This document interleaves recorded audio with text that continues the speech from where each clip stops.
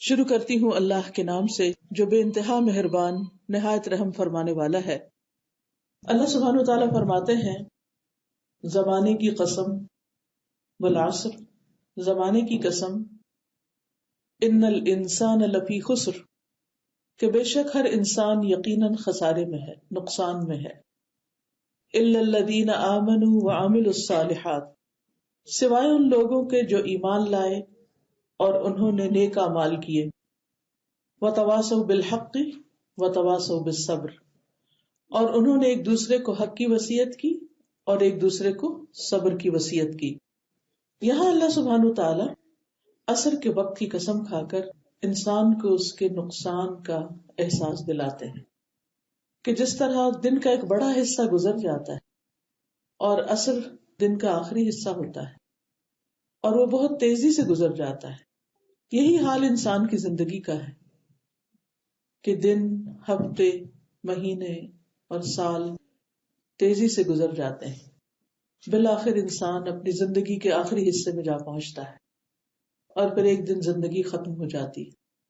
اس زندگی میں، اس وقت میں اگر انسان اچھے کام کرتا ہے تو اس کا انجام اچھا ہوتا ہے، اور اگر انسان اس زندگی کو گنوا دیتا ہے اور اس میں وہ کام نہیں کرتا جو ہم سے مطلوب ہے، جو ہم سے چاہیے، تو پھر اس کے پاس دوبارہ کوئی موقع نہیں ہوتا کہ وہ اپنی غلطی کی اصلاح کر سکے، اپنے نقصان کو کسی طرح کمپنسیٹ کر سکے۔ اس لیے بہت ضروری ہے کہ ہم وقتاً فوقتاً اپنے آپ کو یاد دہانی کراتے رہیں کہ ہم بہت تھوڑے دن کے لیے ہیں یہاں پر، کہ ہمارا دنیا میں قیام بہت تھوڑا ہے۔ قرآن مجید میں آتا ہے کہ قیامت کے دن انسان کہیں گے لم یلبثوا الا عشیۃ او ضحاھا، یعنی وہ یہ محسوس کریں گے کہ وہ دنیا میں بس صبح کا پہر یا پچھلا پہر رہ کر آئے، یعنی بہت تھوڑی دیر کے لیے، کیونکہ قیامت کی زندگی لمبی زندگی، صرف قیامت کا دن ایک 50,000 سال کے برابر ہے، اور پھر قیامت کا دن جب ختم ہوگا، لوگ جنت یا جہنم میں پہنچ جائیں گے، تو پھر ہمیشہ کی زندگی شروع ہو جائے گی، ہمیشہ ہمیشہ کی زندگی۔ آپ قرآن مجید کی تلاوت کرتے ہوئے الفاظ پڑھتے ہوں گے خالدین فیہا، وہ اس میں ہمیشہ ہمیشہ رہیں گے۔ تو اس سے یہ پتہ چلتا ہے کہ زندگی اصل میں آخرت کی ہی زندگی ہے، اور یہ وقت ایک لمیٹڈ ہے، محدود ہے، گنا چنا ہے، نمبرڈ ہے، اور ایک ایک لمحہ کر کے گزر جائے گا۔ اس لیے ہم سب کو اس وقت کی قدر کرنی چاہیے اور اس کو بہترین کاموں میں استعمال کرنا چاہیے۔ اللہ سبحانہ وتعالیٰ نے قرآن مجید میں مختلف اوقات کی قسم کھائی، مثلاً فجر کی، والفجر ولیال عشر، والشفع والوتر، واللیل اذا یسر، هل فی ذلک قسم لذی حجر، قسم ہے فجر کی اور 10 راتوں کی اور جفت اور طاق کی اور رات کی جب وہ چلتی ہے، یقیناً اس میں عقل والے کے لیے بڑی قسم ہے۔ یعنی یہ سارے اوقات انسان کو کچھ سکھا رہے ہیں۔ جیسے عصر کا وقت بڑا مختصر سا ہوتا ہے، ایسے ہی فجر کا وقت بھی مختصر سا ہوتا ہے، اور پھر 10 راتوں کی بات ہے، یہ بھی اوقات ہی ہیں، عشرہ ذی الحج مراد ہے۔ پھر اس کے بعد جفت اور طاق، مہینے کی ہر رات یا جفت ہوتی یا طاق، ایون یا آڈ ہوتی، اور کرتے کرتے مہینہ گزر جاتا ہے۔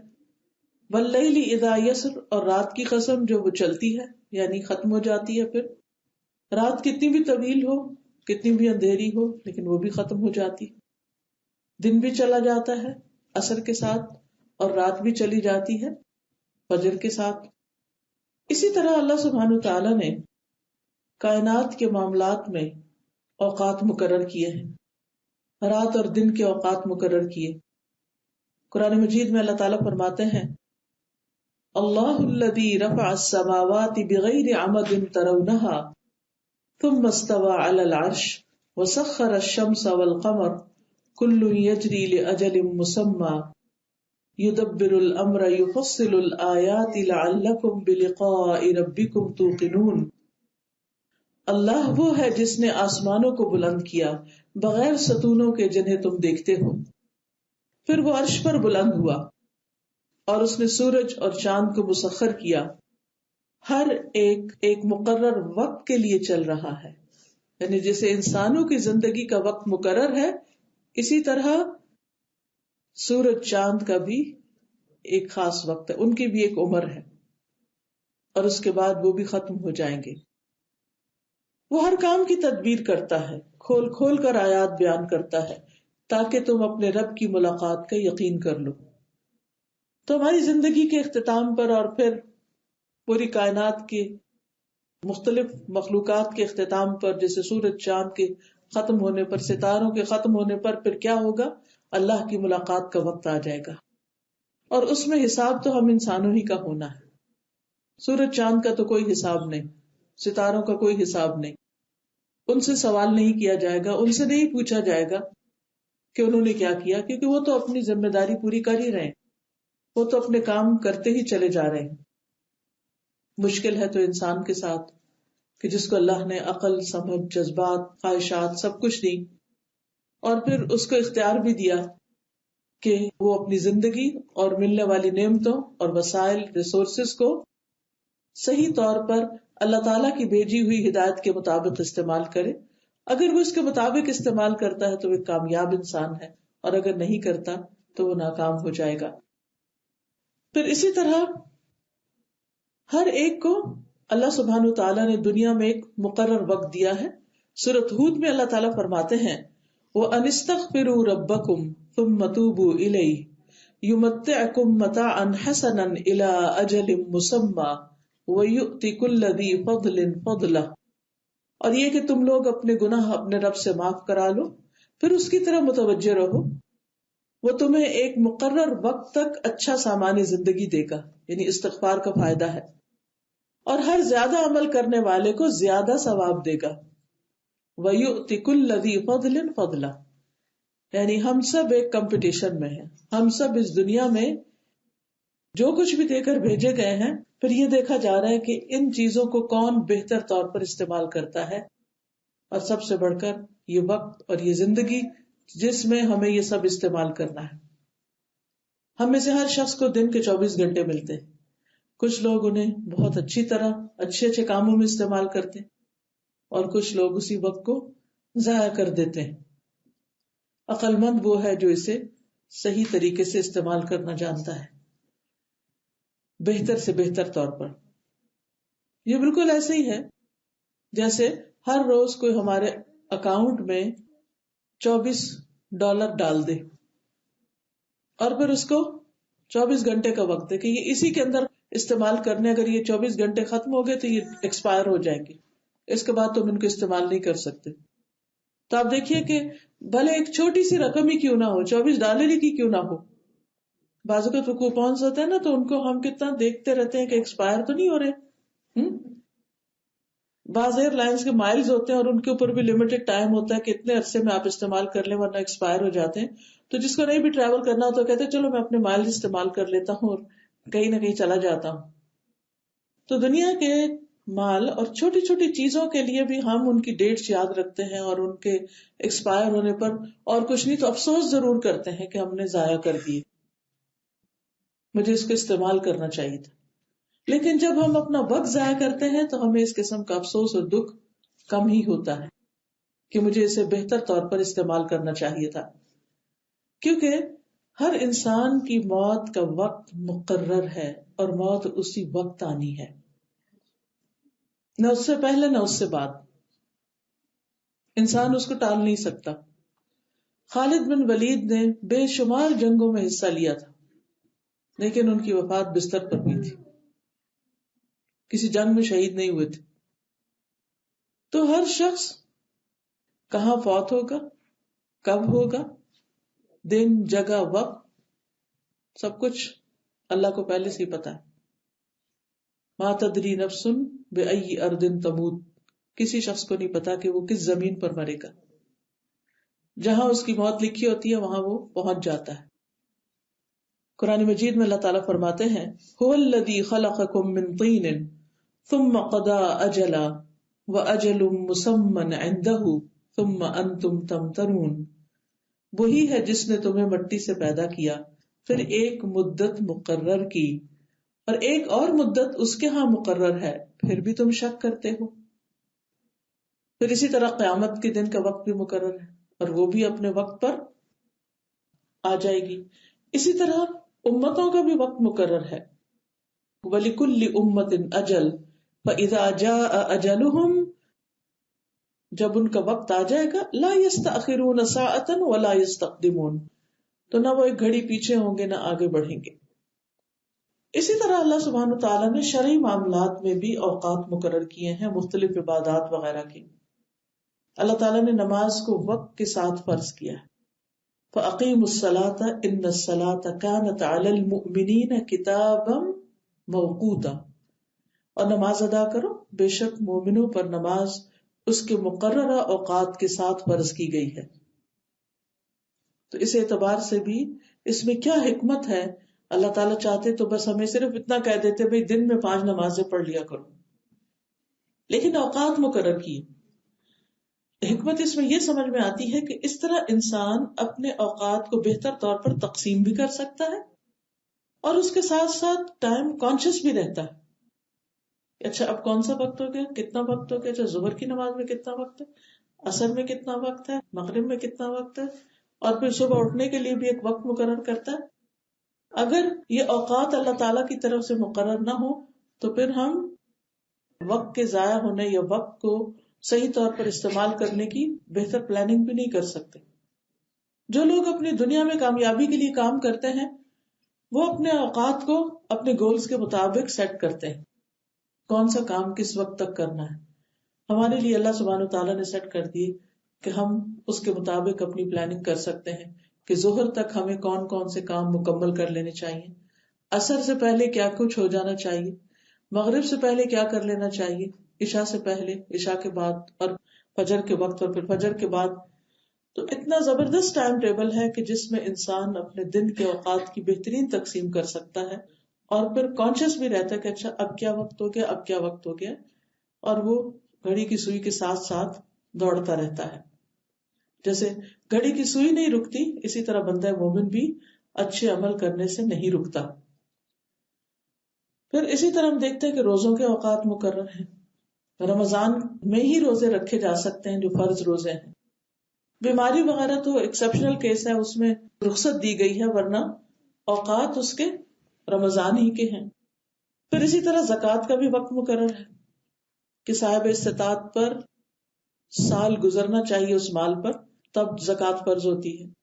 پھر اسی طرح حج کا وقت مقرر ہے، حج اپنے مقرر دنوں میں ہی ہوتا ہے، عرفہ کے دن ہی حج ہو سکتا ہے، آگے پیچھے نہیں ہو سکتا، ذوالحج کے مہینے میں ہی ہوگا۔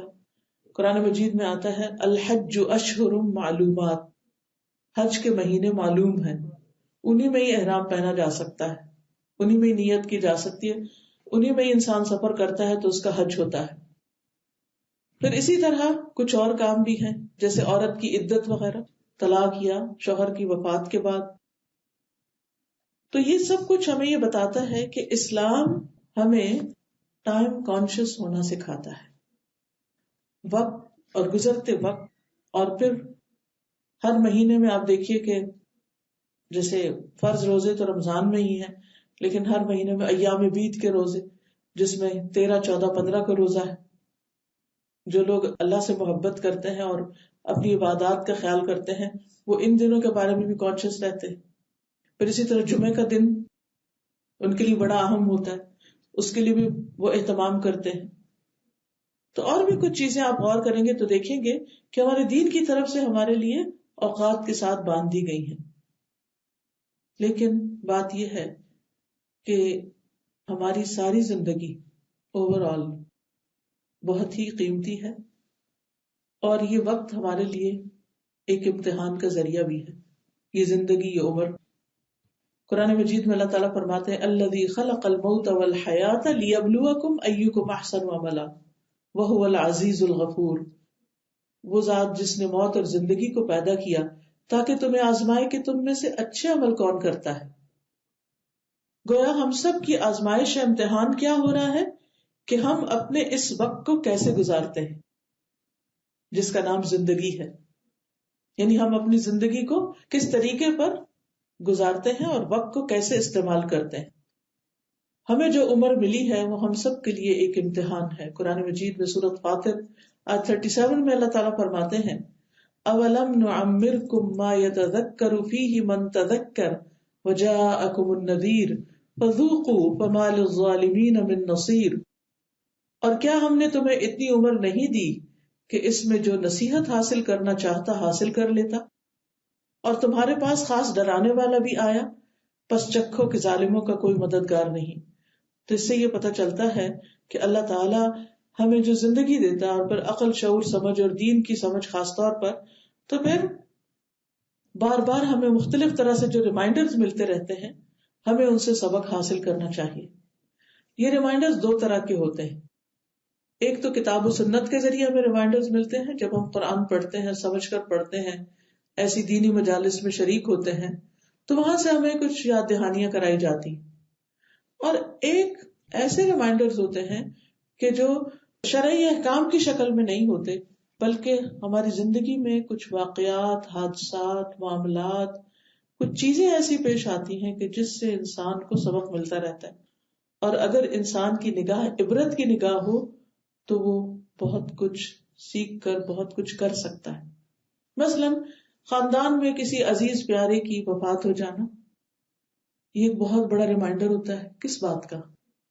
کہ ہمیں بھی جانا ہے. یہ بھی سبق حاصل کرنے کا ایک ذریعہ ہوتا ہے. یہ بھی ایک بہت بڑی نصیحت اور عبرت ہوتی ہے. لیکن بہت سے لوگ دیکھے گئے ہیں کہ وہ میت کے گھر میں بھی بیٹھ کر ادھر ادھر کی دنیا کی باتیں کرتے رہتے ہیں، آپس میں سوشلائز کرتے رہتے ہیں اور اس سے عبرت کم ہی لیتے ہیں. جو بہت قریبی ہوتے ہیں وہ صرف دکھی ہوتے رہتے ہیں، جو دور کے ہوتے ہیں ان کو وہ دکھ نہیں ہوتا، بس وہ ایک رسم دنیا نبھانے کے لیے آ کے اکٹھے ہو کے بیٹھ جاتے ہیں اور کچھ دل بہلا دیتے ہیں ایک دوسرے کا. اسی طرح بعض اوقات ہماری زندگی میں کوئی آزمائش آ جاتی ہے رزق کی طرف سے، کسی کی جاب چلی جاتی، کسی کا بزنس ختم ہو جاتا ہے، کبھی گھر میں کوئی نقصان ہو جاتا ہے. یہ بھی ایک بہت بڑا ریمائنڈر ہوتا ہے کہ جس طرح یہ چیزیں چلی گئی ہمیں بھی جانا ہے. پھر اسی طرح بعض لوگ ہمارے لیے آزمائش بن جاتے ہیں، ان کی طرف سے ہمیں کوئی نہ کوئی تکلیف پہنچتی رہتی. ہسبینڈ وائف ایک دوسرے کے لیے کبھی امتحان ہوتے ہیں، کبھی بچے اولاد آزمائش بنی ہوئی ہوتی ہے، کبھی اور کسی چیز کی طرف سے ہمیں تکلیف پریشانی آتی. یہ ساری چیزیں ہمیں احساس دلاتی ہیں کہ یہ دنیا پرفیکٹ نہیں، یہ دنیا دل لگانے کی جگہ نہیں. اس دنیا میں ہم سب کو دراصل آزمایا جا رہا ہے اور ہمیں ایک بڑے مقصد کے لیے یہاں سے کام کر کے جانا ہے. اور یہاں دیکھیے جو آیت میں بتایا گیا ہے لِيَبْلُوَكُمْ أَيُّكُمْ أَحْسَنُ عَمَلًا، کہ تمہیں آزما کر دیکھے کہ تم میں احسن عمل کون کرتا ہے، اچھے کام کون کرتا ہے. عام حالات میں ہم اپنے اعمال کے بارے میں کم ہی سوچتے ہیں، لیکن جب کوئی تکلیف آتی ہے تو پھر اس وقت ہم ذرا فکر کرتے ہیں، دعائیں بھی مانگ لیتے ہیں، نماز بھی ذرا توجہ سے پڑھنے لگتے ہیں، پھر اللہ کے آگے رو بھی لیتے ہیں، دل بھی نرم ہو جاتا ہے. پھر اپنی غلطیاں بھی نظر آنے لگتی ہیں کہ ہم نے کہاں کوتاہی کی.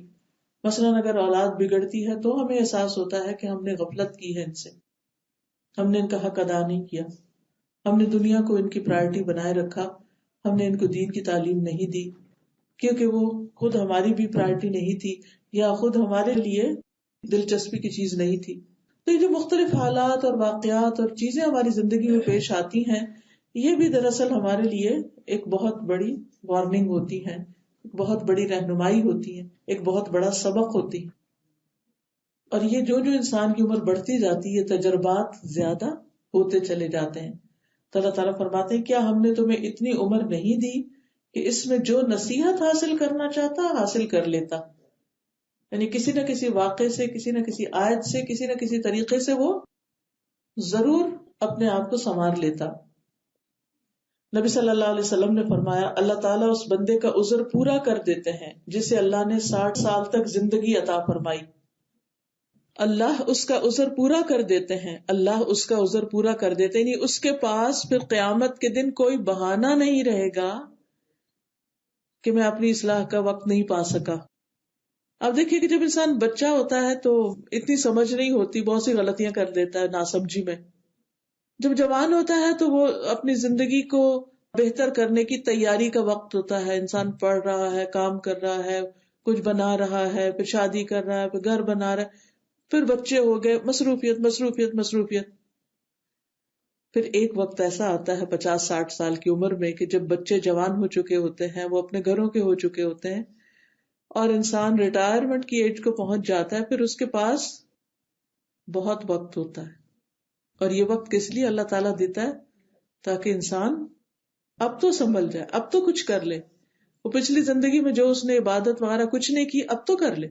لہٰذا ایسے شخص کے پاس جس کو لمبی عمر دی گئی، اس کے پاس کوئی عذر نہیں، کوئی بہانہ نہیں کہ وہ اچھا عمل کیوں نہ کر سکا، وہ نصیحت کیوں نہ پکڑ سکا. اس کی زندگی میں تو بہت کچھ پیش آیا تھا. ابن عباس کہتے ہیں نبی صلی اللہ علیہ وسلم نے فرمایا 2 نعمتیں ایسی ہیں جن کے بارے میں اکثر لوگ خسارے میں ہیں.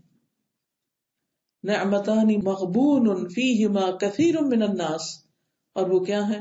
الصحۃ والفراغ، ایک تندرستی اور دوسرے فراغت، فرصت، وقت کا ہونا. کوئی بڑی ذمہ داری نہیں، کوئی بڑا کام نہیں، اور پھر بھی سارا دن کچھ نہ کر کے دینا، ادھر ادھر کی سوچیں سوچتے رہنا. تو وقت کا ضائع کرنا جو ہے وہ موت سے زیادہ سنگین ہے. ابن قیم کہتے ہیں وقت کو ضائع کرنا موت سے زیادہ سنگین ہے، کیونکہ وقت کو ضائع کرنا تمہیں اللہ اور آخرت کے گھر سے کاٹ دے گا، اور موت تمہیں دنیا اور اس کے رہنے والوں سے کاٹ دے گی. یعنی مر کے تو انسان دنیا ہی چھوڑتا ہے نا، لیکن اگر اپنی زندگی اس نے ضائع کی ہے تو پھر وہ سب کچھ ہی لوز کر جاتا ہے، سب کچھ کھو دیتا ہے. نہ اس کو دنیا ملی اور نہ آخرت ملی، اور یہ سب سے بڑا خسارہ ہے. قیامت کے دن انسان سے اس نعمت کا سوال بھی ہونے والا ہے.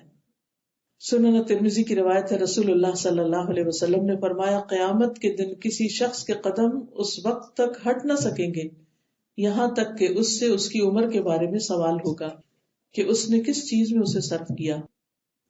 یعنی عمر کے بارے میں، وقت کے بارے میں سوال ہوگا.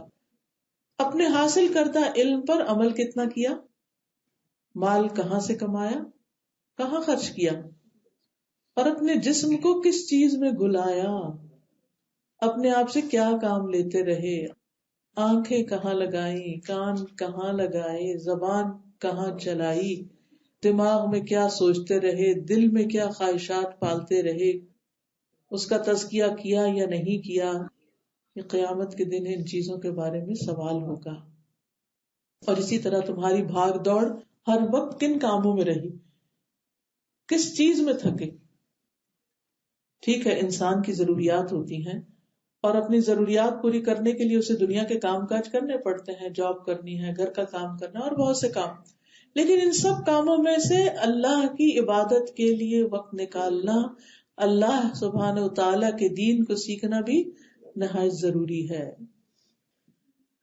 پھر اسی طرح اس زندگی سے فائدہ اٹھانا بہت ضروری ہے. ابن عمر سے روایت ہے کہ رسول اللہ صلی اللہ علیہ وسلم نے میرے جسم کا ایک حصہ پکڑ کر، ایک روایت میں آتا کندھا پکڑ کر فرمایا تم دنیا میں ایسے رہو جیسے تم اجنبی ہو، یہ تمہارا گھر نہیں ہے، یہاں پردیسی ہو تم، یا کسی راہ کو عبور کرنے والے ہو. جیسے کوئی سڑک پر جا رہا ہوتا ہے نا، وہ رستہ گزر رہا ہے، وہ ادھر دل نہیں لگا لیتا، کبھی کوئی ہائی وے پہ اپنا رک کے کھڑا نہیں ہو جاتا، سبھی چلے جا رہے چلے جا رہے چلے. یہ دنیا بھی ایک ہائی وے کی طرح ہے، وہ سبھی دوڑ رہے ہیں دوڑ رہے ہیں دوڑ رہے ہیں جا رہے ہیں. یہ جگہ دل لگانے کی نہیں ہے. اور فرمایا خود کو قبر والوں میں شمار کرو.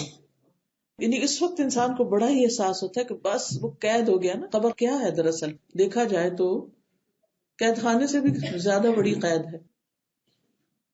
قید خانے میں تو انسان پھر بھی تھوڑا بہت چل پھر سکتا ہے، 2-4 قدم ہی صحیح بول سکتا ہے، کچھ کر سکتا ہے، کسی کو پکار سکتا ہے. لیکن وہاں تو ہل جل ہی نہیں سکتے. وہ تو بس اتنی چھوٹی سی ہے کہ جس میں بس انسان لیٹا ہوا، کوئی کام ہی نہیں کر سکتا، حتیٰ کہ ذکر بھی نہیں کر سکتا، اپنی نیکی میں 1 ڈاٹ جتنا بھی اضافہ نہیں کر سکتا. لیکن آج ہمیں کتنی آزادی ملی ہوئی ہے، ہم جتنی دفعہ چاہیں سبحان اللہ کہیں، اللہ کا ذکر کریں، جتنے چاہیں نوافل پڑھیں، جتنا چاہیں بیٹھ کے قرآن پڑھیں، جتنا چاہیں لوگوں کی خدمت کریں، اچھے اچھے کام کریں. آج وقت ہے. قبر میں جا کر وقت نہیں رہے گا. وہاں جا کر انسان صرف روئے گا کہ میں نے اپنا وقت کیوں ضائع کیا. لیکن آج یہ پتا ہوتے ہوئے بھی کہ وہاں جانے والے ہیں، جلدی وہاں پہنچ جائیں گے، اور سب سے زیادہ اس وقت پریشانی ہوگی کہ بس اب عمل کی مہلت ختم ہو گئی ہے، اب کچھ اور کر نہیں سکتے، آزادی ختم ہو گئی، آزادی چھن گئی. تو اپنے آپ کو قبر والوں میں شمار کرو کا مطلب کیا کہ وہاں رکھ کے دیکھو کہ میں پہنچ گیا ہوں، اب میں کیا چاہوں گا کہ کیا کروں، بس وہ آج یہاں کرنا شروع کر دو کیونکہ آج کرنے کی مہلت ہے. مجاہد کہتے ہیں پھر ابن عمر نے مجھ سے فرمایا کہ اگر صبح ہو جائے تو شام کا انتظار نہ کرو، شام ہو جائے تو صبح کا انتظار نہ کرو. بیماری آنے سے پہلے صحت سے اور موت کے آنے سے پہلے زندگی سے فائدہ حاصل کر لو، کیونکہ اے عبداللہ تمہیں نہیں پتا کل تمہارا نام کیا ہوگا. یعنی مردوں میں شمار ہو گئی یا زندوں میں شمار ہو گئے. تو آج کا دن، یہ زندگی عمل کے لیے دی گئی ہے. علی بن ابی طالب کہتے ہیں کہ دنیا پیٹ پھیر کر جا رہی ہے اور آخرت سامنے آ رہی ہے. یعنی جیسے ہم چل رہے ہوتے ہیں یا ڈرائیو کر رہے ہوتے ہیں تو ایک چیز کی طرف ہم فیس کر رہے ہوتے ہیں اپنے سامنے، اور پیچھے ہماری بیک ہوتی. تو یہ جو بیک ہے نا وہ دنیا ہے، اور آگے ہم جا رہے ہیں، بھاگ رہے ہیں، آگے ہماری موت اور آخرت ہے. اور ان دونوں میں سے ہر ایک کے چاہنے والے ہیں.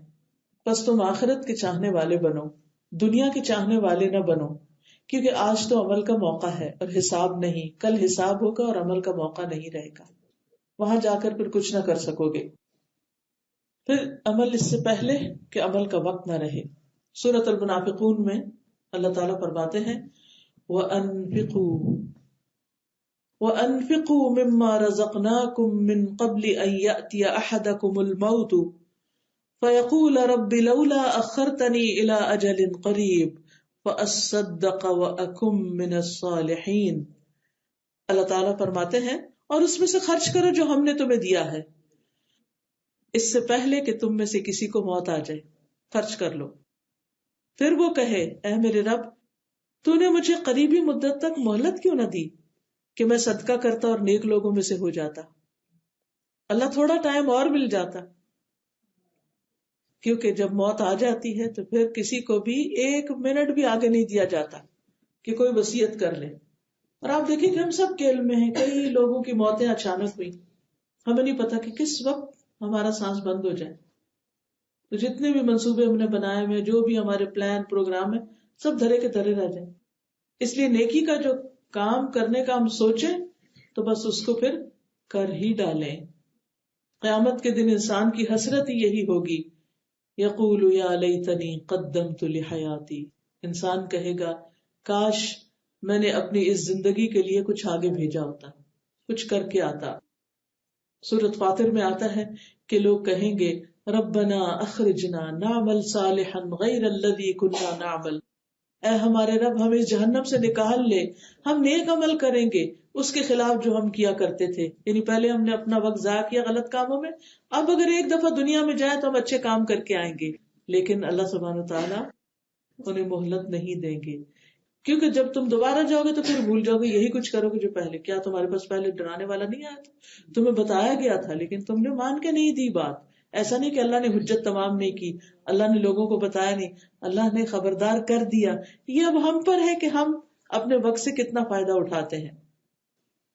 اسی طرح سورۃ الزمر میں آتا ہے وَأَنِيبُوا إِلَىٰ رَبِّكُمْ وَأَسْلِمُوا لَهُ مِن قَبْلِ أَن يَأْتِيَكُمُ الْعَذَابُ ثُمَّ لَا تُنصَرُونَ.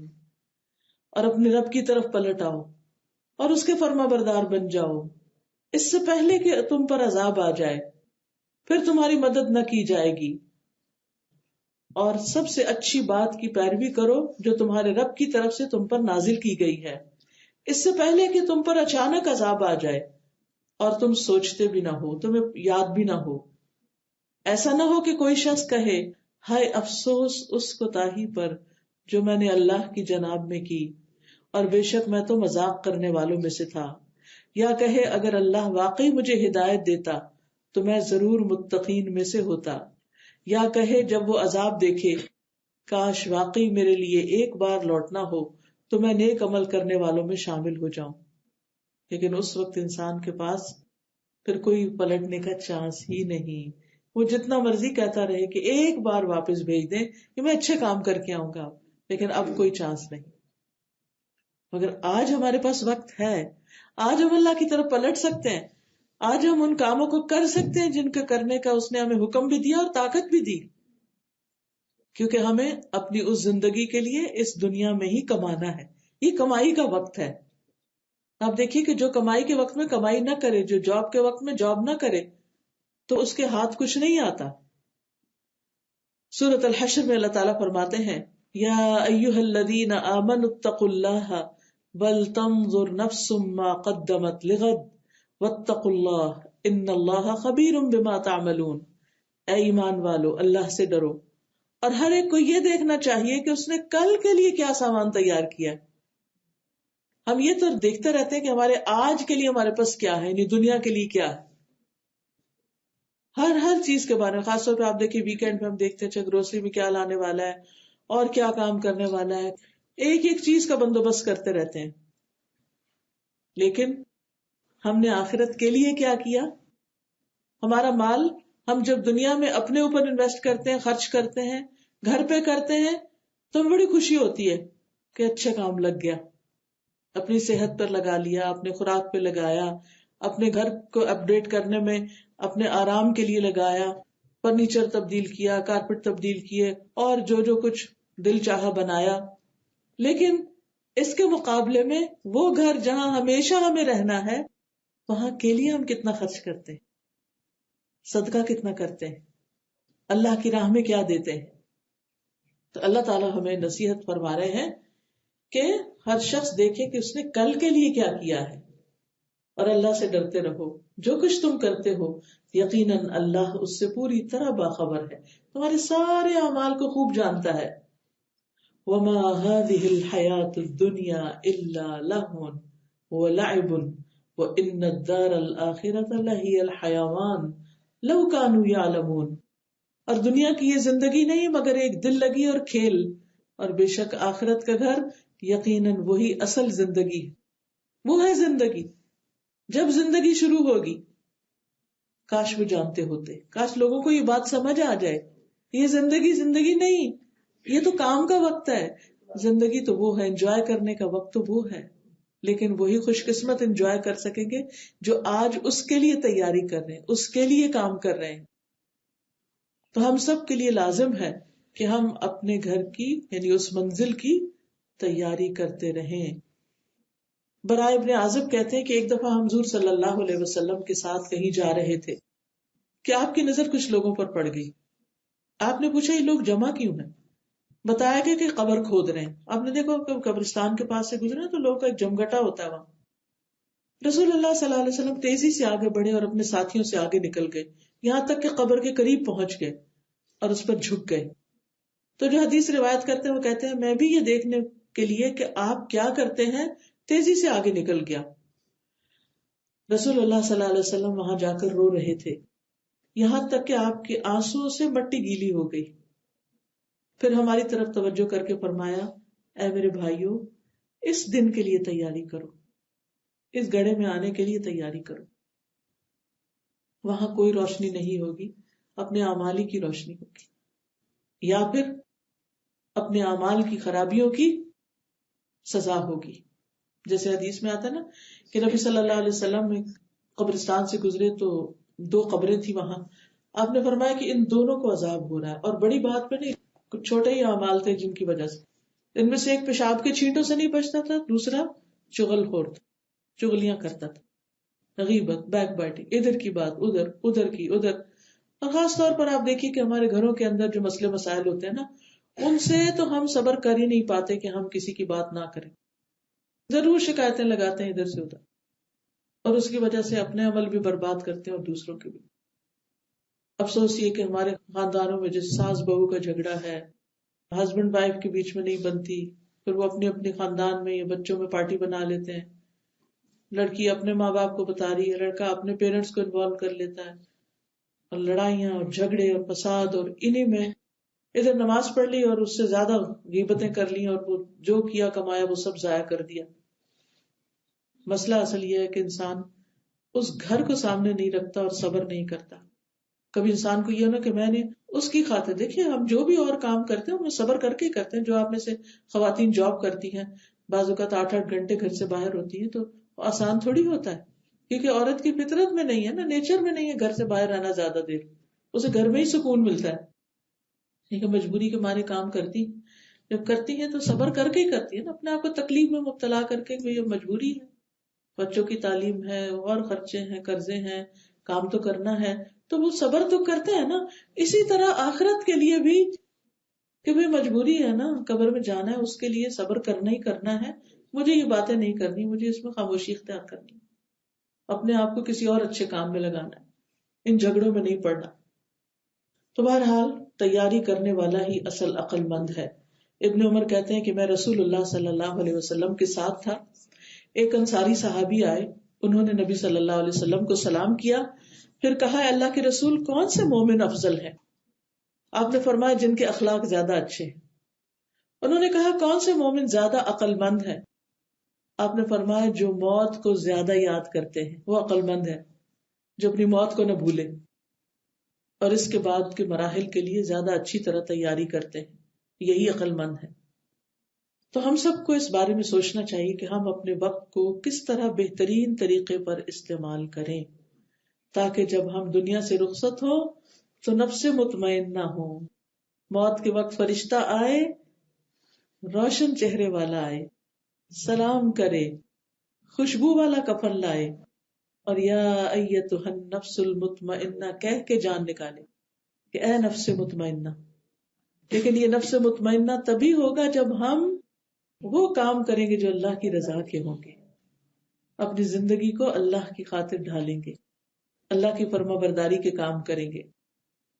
تو جب آپ سے پوچھا گیا کون سے مومن افضل ہیں تو آپ نے فرمایا زیادہ اچھے اخلاق والے. تو گویا نفس مطمئنہ اسی کا ہوتا ہے جس کا اخلاق اچھا ہوتا ہے.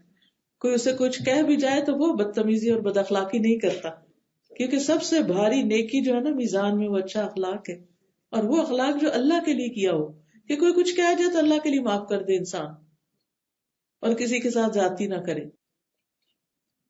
تو اچھے کاموں میں اور وقت کو بہترین استعمال کرنے کی چند ٹپس میں آپ کو دوں گی. ان میں سب سے پہلی بات یہ ہے کہ کیونکہ قیامت کے دن سب سے پہلا سوال نماز کے بارے میں ہوگا، اس لیے نمازوں سے دن کا آغاز کریں، نماز کو اپنی پرائرٹی نمبر 1 رکھیں، اپنے دن کے ٹائم ٹیبل کو نمازوں کے ارد گرد بنائیں. یہ نہیں کہ سارے کاموں میں جہاں کوئی تھوڑا سا وقت ملا وہاں نماز ڈال دیں چاہے آخری وقت ہو. نہیں، ایسے نہیں کرنا. الحمدللہ ہر ایک کے پاس فونز ہیں، اسمارٹ فونز ہیں، ایپس ہیں، اذان کے وقت سب کی اذانیں شروع ہو جاتی ہیں، ہر ایک کے پاس کوئی نہ کوئی انتظام ہے. گھروں میں ایسی گھڑیاں ہیں جو ہمیں متنبع کر دیتی ہیں کہ اذان کا وقت ہو گیا ہے. کئی جگہوں پہ اذانیں ہوتی ہیں اور وہاں پتہ چل جاتا ہے کہ اذان کا وقت ہو گیا. تو اگر 1 مہینہ بعد کا ہم ٹائم ٹیبل دیکھنا چاہیں تو وہ بھی نمازوں کے اوقات ہمیں مل جاتے ہیں، پورے سال کے مل جاتے ہیں. تو اپنے دن میں دیکھیں کہ اچھا نماز کس وقت آ رہی ہے. پھر اس کے بعد آپ دیکھیں کہ اچھا مجھے فجر سے ظہر تک کے بیچ میں کون سے کام کرنے ہیں، کہ بڑا چنک ہے ٹائم کا. پھر ظہر اور عصر میں ٹائم کم رہ گیا اب ویسے بھی سردیوں کی وجہ سے، تو اس میں مجھے کیا کرنا ہے. ایسا نہیں کہ میں ظہر کی نماز پڑھ کے ایسا کام شروع کر دوں جو مغرب سے پہلے ختم نہ ہو. کچھ لوگ اس وقت شاپنگ کرنے نکل جاتے ہیں، کچھ اور ایسا کام کرتے ہیں کہ وہ عصر بہت ہی لیٹ کر کے پڑھتے ہیں. تو آپ نے فرمایا تل کا صلاۃ المنافق، یہ منافق کی نماز ہے. تل کا صلاۃ المنافق، تل کا صلاۃ المنافق. پوچھا گیا کون سی نماز؟ آپ نے فرمایا کہ جو دھوپ کے پیلا پڑنے کا انتظار کرتا رہتا ہے اور پھر اٹھ کے 2-4 ٹھونگے ایسے مارتا ہے جسے مرغ دانے چنتا ہے زمین سے. تو آخری وقت میں نماز جو پڑھی گئی ہے نا وہ اس کا کوئی فائدہ نہیں. تو اس لیے نمازوں کے ساتھ اپنا ٹائم ٹیبل سیٹ کریں اور اول وقت نماز پڑھنے کی عادت ڈالیں. اس سے آپ کو نفس مطمئنہ حاصل ہوگا. قرآن مجید میں ہم دیکھتے ہیں اللہ تعالیٰ فرماتے ہیں مومن بندوں کے بارے میں رجال لا تلہیہم تجارت ولا بیع عن ذکر اللہ واقام الصلاۃ وایتاء الزکاۃ یخافون یوما تتقلب فیہ القلوب والابصار. وہ مرد، وہ لوگ جنہیں اللہ کے ذکر سے اور نماز قائم کرنے اور زکوٰۃ دینے سے نہ کوئی تجارت غافل کرتی ہے، نہ کوئی خرید و فروخت. وہ اس دن سے ڈرتے ہیں جس میں دل اور آنکھیں الٹ جائیں گی. اس لیے وہ آج کے دن کیا کرتے ہیں؟ اپنی نماز سے غافل نہیں ہوتے، وہ نماز کے اوقات نہیں بھولتے اور زکوٰۃ دینے کا وقت بھی نہیں بھولتے کہ سال پہ سال گزر جائے اور زکوٰۃ ہی نہ دے. مجھے تو یاد ہی نہیں رہا کہ مجھے تو شوال میں زکوٰۃ دینی تھی. نہیں، پہلے سے ہی کیلکولیٹ کر کے رکھ لیتے، پہلے سے ہی فکر کرتے ہیں کہ مجھے اس مہینے میں وہ شوال سے پہلے رمضان میں دینے کی فکر کریں گے کہ میں اپنے فریضے کو ادا کر لوں. وہ حج کو ٹالتے نہیں چلے جائیں گے کہ اچھا یہ بھی کام کر لوں وہ بھی کر لوں پھر حج کریں گے. نہیں، وہ اپنے اس فریضے کو بھی ادا کرنے کی فکر کرتے ہیں کیونکہ وہ اس دن سے ڈرتے ہیں، یعنی آخرت کے دن سے ڈرتے ہیں جس میں دل اور آنکھیں الٹ جائیں گی. پھر اسی طرح عبادہ بن صامت سے روایت ہے، نبی صلی اللہ علیہ وسلم نے فرمایا ایسے حکام ظاہر ہوں گے جو دیگر مشاغل میں مصروفیت کی وجہ سے نماز کو وقت سے بھی لیٹ کر دیں گے، تو تم اپنے وقت میں نماز پڑھ لینا اور ان کے ساتھ اپنی نماز نفل کی نیت سے پڑھ لینا، یعنی اگر جماعت میں پڑھنی ہے تو، لیکن اپنے فرض پہلے ادا کر لینا. ام فروا کہتی ہیں کہ رسول اللہ صلی اللہ علیہ وسلم سے سوال کیا گیا اعمال میں کون سا عمل سب سے افضل ہے؟ آپ نے فرمایا نماز کو اول وقت میں ادا کر.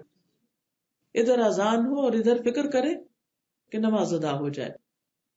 جمعے کی نماز خاص طور پر رسول اللہ صلی اللہ علیہ وسلم نے فرمایا جس نے جمعہ کے دن غسل جنابت کیا پھر نماز کے لیے چلا گیا تو گویا اس نے ایک اونٹ کی قربانی کی، اور جو شخص دوسری گھڑی میں چلا تو گویا اس نے گائے کی قربانی کی، جو تیسری گھڑی میں چلا یعنی جو اس کے بعد گیا گویا اس نے ایک سینگ والا دمبا قربان کیا، اور جو چوتھی گھڑی میں چلا اس نے گویا ایک مرغی قربان کی، جو پانچویں گھڑی میں چلا تو اس نے گویا ایک انڈے کی قربانی کی. پھر جب امام خطبے کے لیے نکل جاتا ہے تو فرشتے غور سے سننے میں مشغول ہو جاتے ہیں، یعنی پھر وہ نام نہیں لکھتے، بس اب تو سبھی آ گئے. تو جب سب سے پہلے جاتا ہے اس کی سب سے بڑی قربانی لکھی جاتی ہے، اور جو سب سے آخر میں آخری، اور جب امام آ جاتا ہے اس کے بعد تو جو لیٹ جمعے پہ آئے وہ پھر اس فضیلت میں شامل نہیں ہوتے. اسود کہتے ہیں کہ میں نے عائشہ رضی اللہ عنہا سے پوچھا نبی صلی اللہ علیہ وسلم اپنے گھر میں کیا کیا کرتے تھے؟ کہنے لگی آپ اپنے گھر کے کام کاج یعنی اپنے گھر والوں کی خدمت کرتے تھے، اور جب نماز کا وقت ہوتا تو فوراً کام کاج چھوڑ کے نماز کے لیے چلے جاتے تھے. یہ آپ کا طریقہ تھا. لیکن ہمیں یہ عادت اپنانا بڑا ہی مشکل لگتا ہے کہ اذان ہو جائے اور ہم کام چھوڑ دیں. اور دیکھیے کہ نبی صلی اللہ علیہ وسلم کی سنت کے کام چھوڑ دیتے تھے، پہلے نماز ادا کرتے تھے.